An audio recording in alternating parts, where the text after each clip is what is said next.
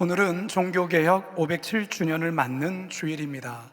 507년 전인 1517년 10월 31일에 마틴 루터가 카톨릭 교회 부정부패에 맞서 비텐베르크 성당 정문에 95개조의 반박문을 붙이며 개혁의 깃발을 높이던 바로 그날이 오늘입니다. 개신교의 탄생일이라 할 수 있습니다.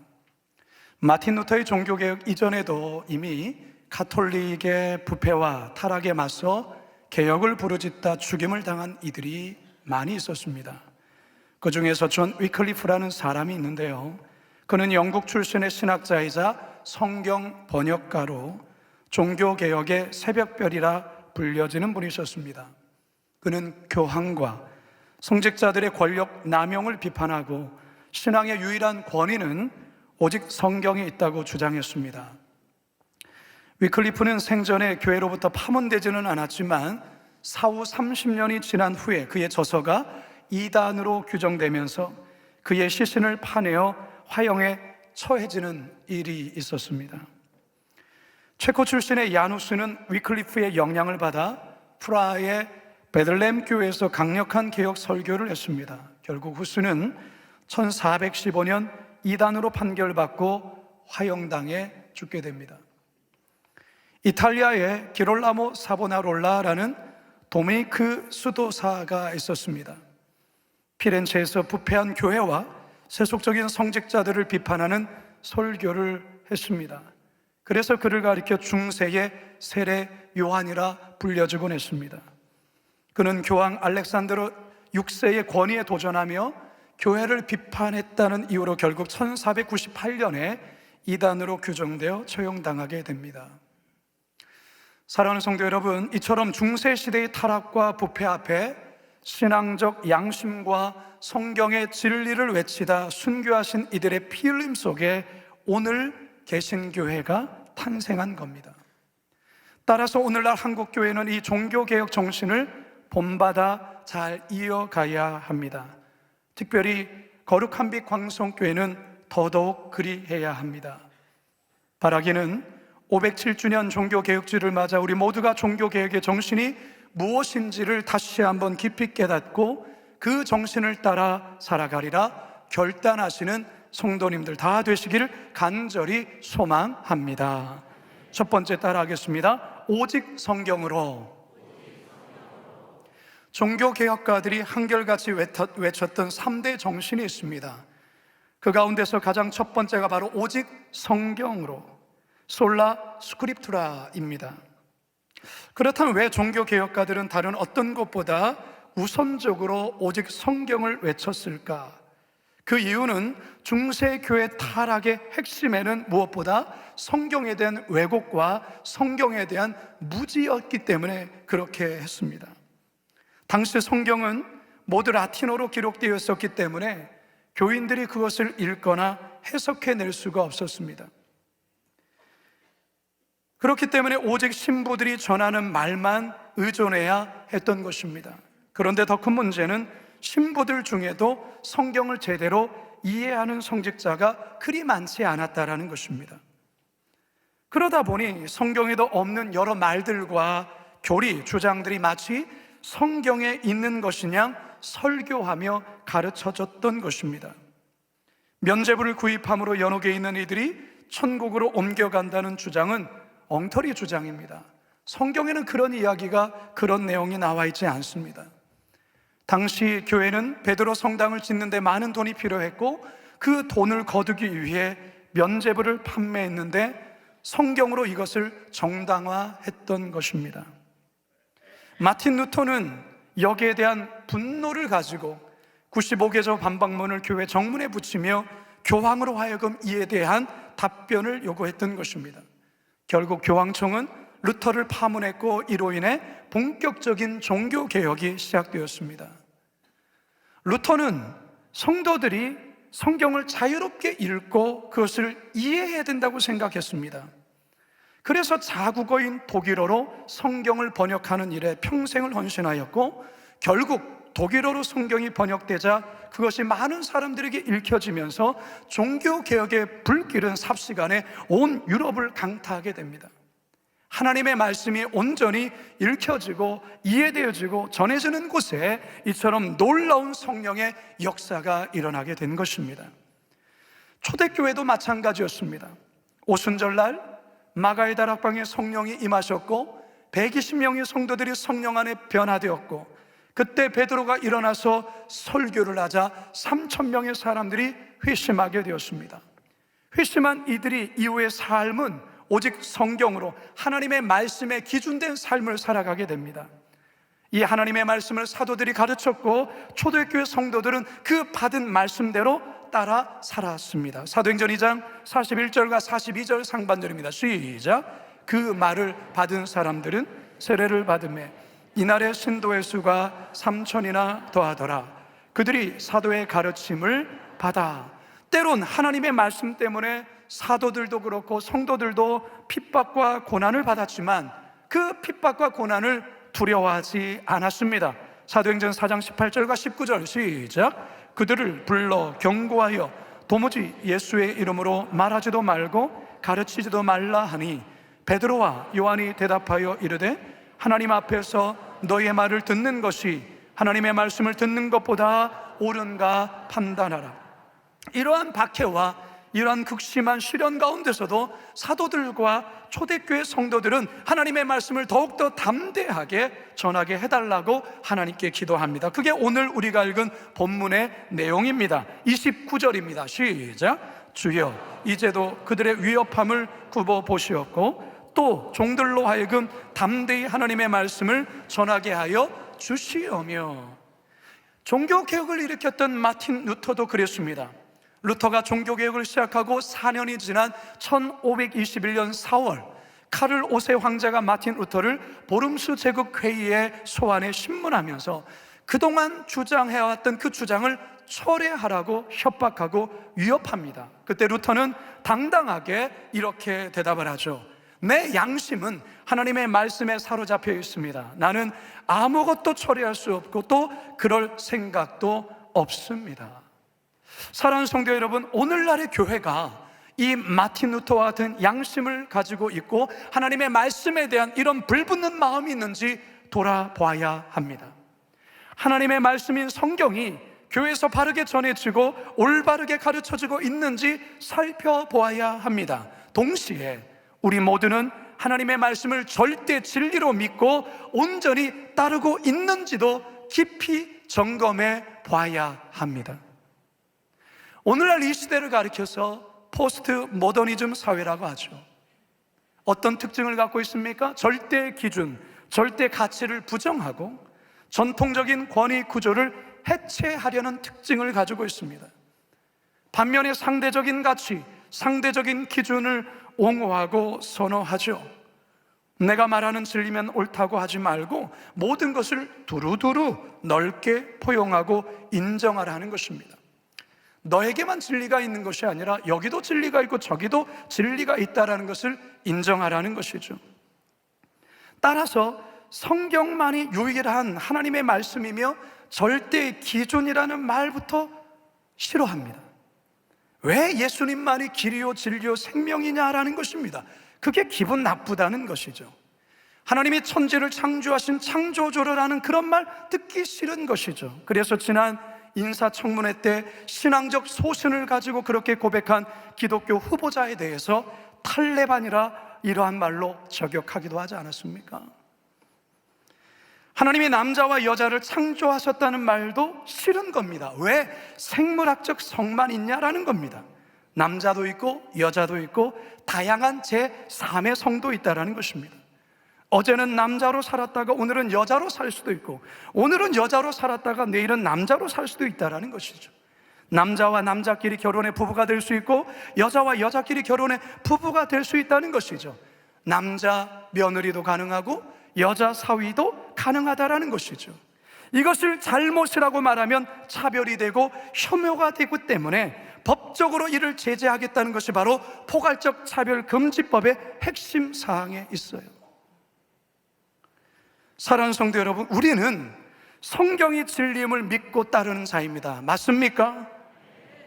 종교개혁가들이 오직 성경을 외치며 성명 걸고 진리를 수호한 바로 그날에 우리 모두가 지금 함께 예배드리고 있습니다. 따라서 오늘날 한국교회가 다시금 종교개혁 정신인 오직 성경으로 돌아가야 합니다. 성경을 제대로 바르게 알아야 함과 동시에 더 중요한 것은 성경대로 살아가야 한다는 것입니다. 왜 세상이 교회를 향해 너나 잘해서요라고 비아냥거리며 말합니까? 그들만 탓할 것이 아니라 우리를 돌아볼 필요도 있다는 거예요. 우리가 성경대로 예수님처럼 살지 않아서 그런 건 아닐까요? 정말 성경이 진리라고 믿는다면 우리 이렇게만 살아서는 안 되는 것이죠. 더 겸손해져야 되고 더 낮아져야 되고, 아사 교회생, 내가 죽어야 교회가 산다라는 이것을 실천하며 살아야 하는 것입니다. 바라기는 종교개혁주의를 맞아 오직 성경으로 순종하며 살겠습니다 결단하시는 우리 모든 성도들 되시길 주님의 이름으로 축원합니다. 두 번째 따라하겠습니다. 오직 믿음으로.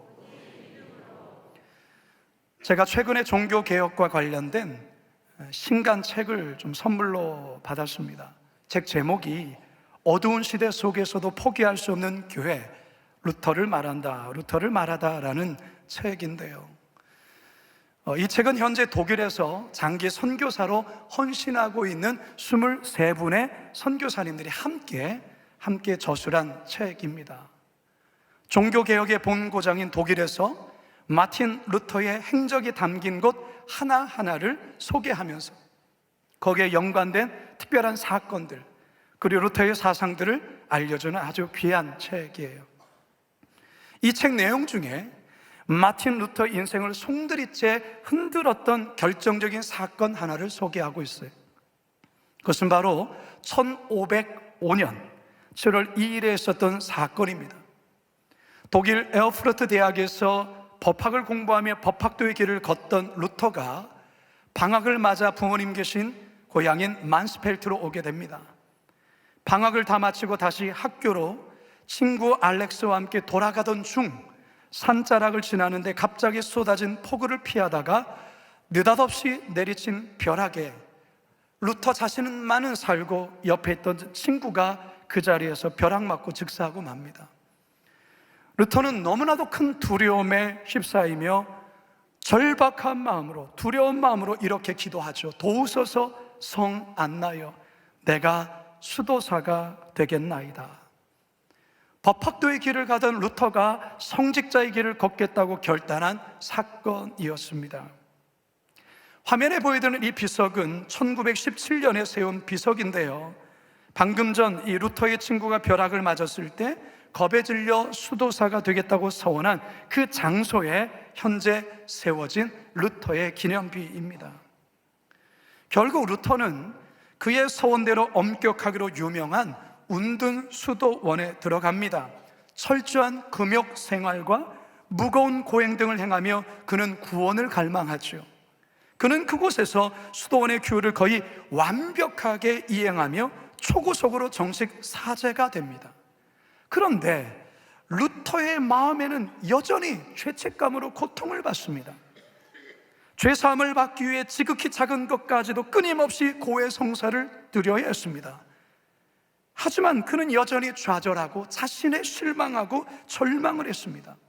이런 루터의 절망을 안타깝게 지켜보던 수도원 원장 요하네스 폰 슈타우피츠는 루터에게 신학 공부를 할 것을 권면합니다. 그렇게 권면한 이유는 너무 루터가 이 고행과 금욕에만 너무 몰두되어 있기 때문에 거기에서 성경으로 그의 관심을 돌려주고자, 도와주고자 그리했다라는 것입니다. 1508년 어느 날 루터는 조그만 탑 속에 앉아 로마서를 읽고 있었는데 로마서 1장 17절의 말씀에 이르렀을 때 뭔가 뒤통수를 크게 맞는 듯한 번듯한 섬광이 스쳐가는 것입니다. 오직 의인은 믿음으로 말미암아 살리라. 이 말씀이 루터의 심장에 박히게 되옵니다. 루터의 오랜 죄책감과 방황의 터널에서 밝은 빛으로 나아가게 한 말씀이 된 것입니다. 그동안 루터는 끝없는 고행과 수행 등으로 의로워지고자 애를 썼지만 그러면 그럴수록 더 큰 좌절과 죄책감에 빠졌습니다. 그런데 인간 스스로의 노력이나 성취가 아니라 예수 그리스도의 십자가의 공로를 그저 믿을 때 믿음을 통해 의롭게 된다는 사실 앞에 루터는 비로소 영적 해방감을 경험하게 됩니다.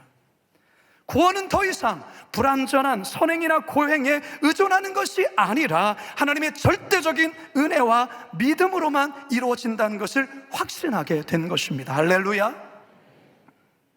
사실 유대인들의 신앙도 이와 비슷해요. 무슨 말입니까? 율법과 할례에 의한 공로로 구원을 얻게 된다는 구원관을 가지고 있었다는 것입니다. 그러나 바울이 로마서를 통하여 무엇을 말합니까? 율법을 지켜서 의롭게 되거나 구원을 받는 게 아니라는 것입니다. 어느 인간도 율법을 완전하게 완벽하게 지킬 수 있는 인간은 없다라는 것이죠. 왜요? 모든 인간은 죄인이기 때문에 그렇습니다. 오직 믿음으로 말미암아 의롭게 되고 오직 믿음으로 구원을 받는다라는 것입니다. 로마서 3장 28절입니다. 시작. 그러므로 사람이 의롭다 하심을 얻는 것은 율법의 행위에 있지 않고 믿음으로 되는 줄 우리가 인정하노라. 사도들과 초대교회 성도들은 바로 이 같은 사실을 온전히 믿는 무리였어요. 율법이나 할례와 같은 행위가 아니라 오직 예수 그리스도를 믿는 믿음으로 말미암아 구원을 받는다는 사실을 굳게 믿었다라는 것이죠. 여기에 그들에게는 구원의 감격이 있었습니다. 여기에 그들에게는 말할 수 없는 기쁨이 있었습니다. 그래서 그 감격과 기쁨을 서로를 향한 섬김과 서로의 그 피로를 기꺼이 채워주는 그런 공동체를 이루어 나갔다라는 것입니다. 사도행전 4장 32절입니다. 시작. 믿는 무리가 한 마음과 한 뜻이 되어 모든 물건을 서로 통용하고 자기 재물을 조금이라도 자기의 것이라 하는 이가 하나도 없더라. 왜 종교개혁자들이 오직 믿음을 외쳤습니까? 당시 가톨릭 교회가 인간의 공로에 의해 의롭게 되어 구원을 받게 된다는 잘못된 구원관을 전했기 때문에 그렇습니다. 교황이 또한 추기경이 그렇게 교회가 전했다라는 것이죠. 성경은 뭐라 말합니까? 인간의 노력이나 어떤 선행과 공로로 결코 구원을 받을 수 없다라고 말하는 것입니다. 구원은 믿음으로 주어지는 것인 것입니다. 에베소서 2장 8절과 9절입니다. 시작. 너희는 그 은혜에 의하여 믿음으로 말미암아 구원을 받았으니 이것은 너희에게서 난 것이 아니요 하나님의 선물이라. 행위에서 난 것이 아니니 이는 누구든지 자랑하지 못하게 함이라. 자, 그런데 여기서 아주 중요한 한 가지가 있습니다. 오랫동안 우리는 믿음으로 말미암아 구원을 얻는다라는 이 기독교의 진리에 대해서 우리가 때로는 자칫 오해하며 때로는 이기적인 생각 속에 이것을 잘못 해석하며 적용할 때가 있었습니다. 믿음으로 구원을 얻는다, 그것은 우리의 행실과 우리의 행위와는 아무 상관이 없다, 그저 머리로만 이해하고 입으로만 시인하는 그런 신앙으로 살아가는 경우들이 있다는 것입니다. 한국교회가 오직 믿음을 삶의 변화나 사회적 책임 없이 그저 신앙 고백적 차원에서만 그렇게 이해하고 또한 그것 때문에 믿음 따로 삶 따로의 그런 이중적인 크리스찬들이 많이 배출되었다는 것입니다. 이것은 결코 기독교가 말하는 바른 믿음과 바른 신앙이 아닙니다. 오직 믿음을 외치는 자들의 삶에는 반드시 선행과 나눔이 실천되어야 하는 것입니다. 초대교회가 그랬습니다.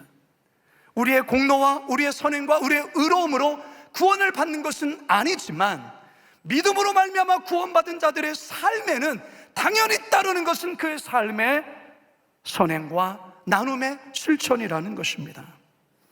이것이 억지로 강요해서 되어진 것이 아니고 자발적으로 말할 수 없는 기쁨과 감격 속에 이루어졌기 때문에 세상의 그 어떤 단체와 비교할 수 없는 놀라운 역사가 기독 공동체 가운데 있었던 것입니다. 그게 바로 교회입니다. 진짜 믿는 자에게는 믿는 자다운 삶의 향기가 반드시 있는 거예요. 생화와 조화는 다릅니다. 얼핏 보면은 똑같이 생겼지만 생화에게는 그 향기 나는 꽃의 향기가 있지만 초화에게는 그것이 없는 것이죠. 물론 인위적인 냄새를 입히면 냄새가 날 수 있겠지만 진짜 생화에서 나는 그 냄새는 생명력의 냄새는 없는 것이죠. 사랑하는 여러분, 바라기는 오직 믿음, 이것이 우리의 신앙의 늘 중심이 되고, 이것이 우리는 늘 감사의 이유가 되고, 또한 삶으로 살아갈 때 우리의 삶의 능력이 되시는 저와 여러분 모두가 되시길 간절히 소망합니다. 마지막 세 번째 따라합시다. 오직 은혜만으로. 종교개혁 정신의 마지막 세 번째는 오직 은혜, 솔라 그라티아입니다. 중세교회는 덕을 많이 쌓아 공로가 인정되면 천국에 간다는 것이었지요. 하지만 성경은 그렇게 말하지 않습니다. 구원은 결코 인간의 노력으로 얻어지는 것이 아니라는 것이죠. 구원은 전적으로 하나님의 은혜로 주어지는 것입니다. 구원은 하나님의 은혜로 우리에게 주어지고 그것을 우리는 믿음으로 받는다, 그 말이에요. 구원은 하나님의 선물인 거예요. 그래서 사도 바울은 에베소서 2장 8절에서 이렇게 선언하죠. 다시 한번 에베소서 2장 8절 읽습니다. 시작. 너희는 그 은혜에 의하여 믿음으로 말미암아 구원을 받았으니 이것은 너희에게서 난 것이 아니요 하나님의 선물이라. 왜 하나님은 우리에게 구원이라는 이 엄청난 선물을 값없이 그저 주시는 걸까요? 그 이유는 값으로는 도무지 우리 인간이 살 수 없기 때문에 하나님이 우리에게 그것을 거저 주시는 거예요. 물론 여기에는 엄청난 대가가 이미 지불되었습니다. 어떤 엄청난 대가 지불입니까? 하나님의 아들이신 예수 그리스도께서 십자가에 매달리셔서 우리의 죄 때문에 처참히 죽으셨다라는 것이죠. 우리 예수님 그 십자가에서 우리의 모든 죄값을 이미 다 지불하신 거예요. 그래서 더 이상 내가 지불할 게 없는 거예요. 하나님이 행하신 그것에 조금의 부족함이 있어서 인간의 그 어떤 것이 더해져서 구원을 완성되는 것이 아니라 이미 예수 그리스도를 통한 구원은 완벽한 것이라는 것이죠. 우리의 무엇을 더하거나 빼고에 달려있지 않습니다. 그래서 이것을 우리에게 은혜로 주시는 것이죠. 우리는 그것을 믿음으로 받는 것입니다. 나의 공로, 나의 그 어떤 것 아무것도 거기에 첨가될 수가 없습니다. 그래서 여러분, 기독교는 은혜의 종교라고 말하는 것입니다. 아무런 자격도 조건도 안 되는 나에게, 우리에게 하나님께서 무조건적인 사랑을 베풀어 주신 것, 이게 바로 은혜라는 것이죠. 이 은혜로 우리는 구원을 받았습니다. 따라서 여기에 어떤 자랑이나 나의 어떠한 것이 여기에 첨가될 수가 없어요. 에베소서 2장 9절 읽습니다. 시작. 행위에서 난 것이 아니니 이는 누구든지 자랑하지 못하게 함이라. 얼마 전에 우연히 한 숏 영상을 보게 되었어요. 근데 그 영상은 굉장한 간증을 담고 있는 영상이었어요. 어느 목사님이 암 말기의 상황 속에 병원에 입원해서 이제 점점 죽어가는 상황이었습니다.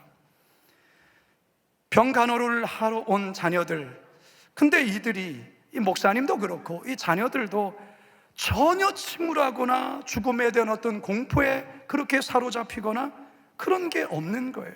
너무 화기애애한 거예요. 아버지랑 대화하는 아들도, 또 아들과 자녀들과 대화하는 이 목사님, 아버지 목사님도 너무나도 은혜스럽고 평안한 모습인 거예요. 이 모습을 옆에서 간병하던 간병인이 너무 신기하게 본 거예요. 자기가 평생을 간병인으로 살았지만 암 말기의 상황 속에서 이렇게 웃고 평온한 가운데 있는 사람이 있었나? 없었거든요.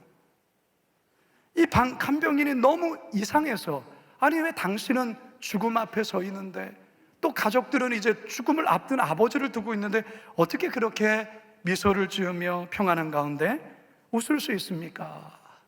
저희들은 예수님을 믿는 사람들입니다. 저희들은 천국의 소망을 가지고 있습니다. 이렇게 고백하더라는 것이죠. 여기에 이 간병인이 굉장히 충격을 받게 됩니다. 그러면서 이번에 한 가지를 부탁을 하세요. 밑에 층 병실에 저의 친구 간병인이 한 말기암 환자를 돌보고 있는데 그분은 비구니 스님이십니다. 근데 이분이 언제부턴가 예수님에 대해 궁금해한다라는 것입니다. 제 친구 간병인은 크리스찬이 아니기 때문에 얘기해 줄 수가 없었는데, 그 사람에게, 이 비구니 스님에게 가셔서 그 예수님에 대해서 좀 알려줄 수 없겠습니까? 이렇게 요청한 거예요. 그래서 이 밑에 층에 있는 이 비구니 스님이 묵고 있는 그 병실에 가셔서 이 목사님 아들이 그 스님과 대화하기 시작했던 거죠. 비구니 스님이 자기는 인생이 어디로부터 왔고 어디로 가는지에 대해서 오랫동안 공부도 하고 연구도 하고 결국은 이 불교에 굉장히 심취했다라는 것입니다. 그런데 잘 모르겠다라는 거예요. 그리고 내가 왜 이렇게 암에 걸려서 죽어야 되는지도 잘 모르겠다라는 거예요. 억울하다라는 것이죠. 그러면서 이 목사님의 아들이 이분에게 예수 그리스도의 복음을 전하게 되었어요. 예수님의 십자가의 은혜로 말미암아 우리는 결코 구원받을 수 없는 존재인데, 예수님의 그 십자가의 은혜로 우리에게 구원이 임하였고, 그것을 우리가 믿음으로 받아들일 때에 우리는 하나님의 자녀가 되고 구원받게 된다라는 이 얘기를 한 것입니다.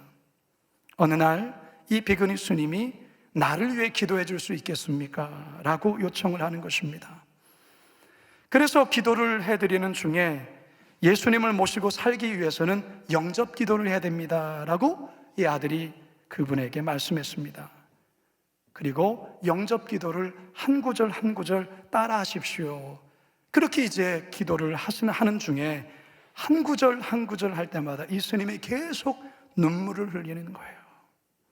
마지막으로 예수님의 이름으로 기도합니다, 아멘 했더니 이분의 얼굴이 환하게 밝아지면서 자신이 그동안 찾고 찾았던 진리를 오늘 내가 비로소 찾게 되었습니다. 그렇게 고백하게 됩니다.